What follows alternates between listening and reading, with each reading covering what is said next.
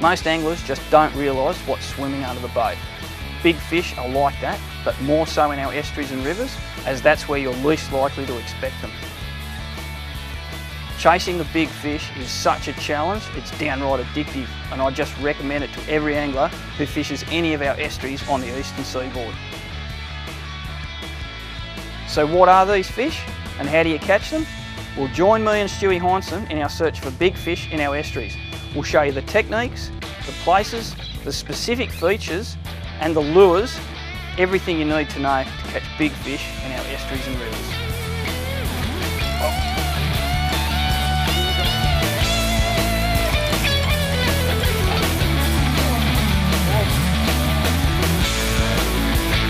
Oh, he came back!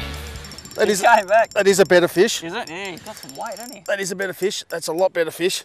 Yeah. And I'll tell you what, that just proves never give up, because that's a nice fish. I can feel his teeth. Oh yeah. Oh yeah, he's a good I fish. can feel his teeth rubbing. Oh, he's a good fish. He is a beauty. I can feel his teeth absolutely rubbing on that leader. He is a beauty. Let's back that drag off there.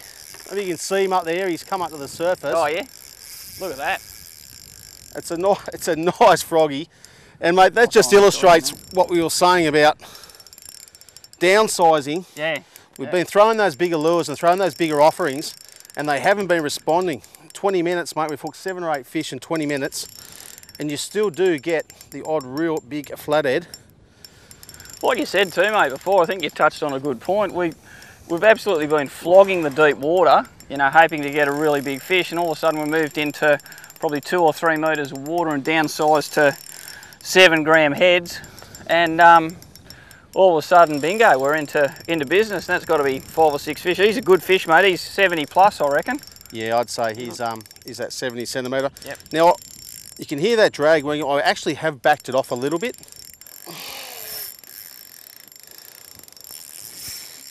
Just keep that pressure consistent. Yep. On your on the fish when it's taking line.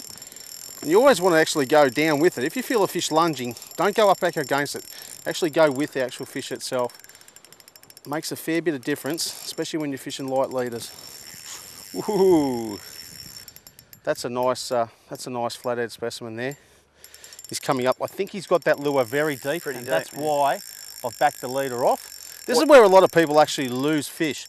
They rush it too much, mate. They get really, really excited, and they'll try and get the thing close to the boat or get it into the boat as fast as they can. Yeah. A lot of big fish are lost like that. So the idea is just take your time, keep the pressure consistent on the fish, especially if you're using relatively light leaders. I've actually downsized here to 12 pound. We were running 15. Okay. Yep. So another thing there to remember is you can downsize your leader material and still catch quality fish on it, but you can feel that head shake, mate. He's got that right down to his buttly. It's a nice fish, and just keeping that weight nice and consistent. The other thing you want to do with your rod is if you feel the fish lunging, don't try and go against it. Go with it. Keep the tension consistent the whole time. It's all about that fluent rod action, isn't it? It's exactly right. And with these high modulus graphite rods, there's just so many fantastic rods on the markets these days. There's no need. They're highly responsive. So as long as you just use that as it's an old cliche that you've heard a million times, but you've used it as an extension of your arm, then you can do it. Stewie's demonstrating it quite well. He's got nice, quiet, soft hands. You hear the cricketers talk about soft hands when they're catching a ball. That's what Stewie's doing. His hand's quite light. He's not. You see his hand's not on the grip really, really tight, so he hasn't got the white knuckle fever. A lot of people do that as well because they're sort of panicky and excited, which is fair enough. But you got to try to control your emotions.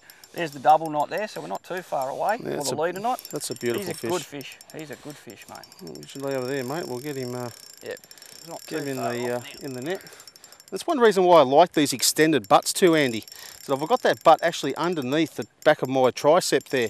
Yep. It just gives me a little bit more leverage, but still having good control. You don't end up with forearms like Popeye either, mate.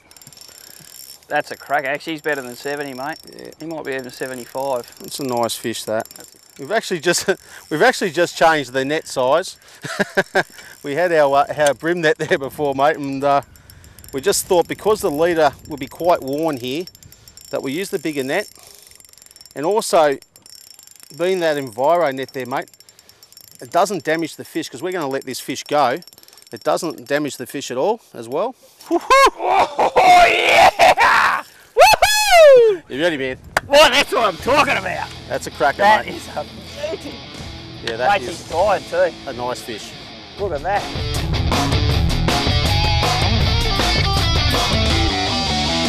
Alrighty, let's Too good to keep, man. That's just great. let's let this big girl go.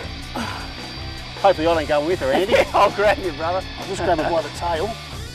Oh, she's off. There she goes. Yeah, there was nothing Oh, wrong with mate. her, mate. Absolutely nothing wrong at all. That's good fun. Well done, mate. Let's go do it again, That's mate. fantastic.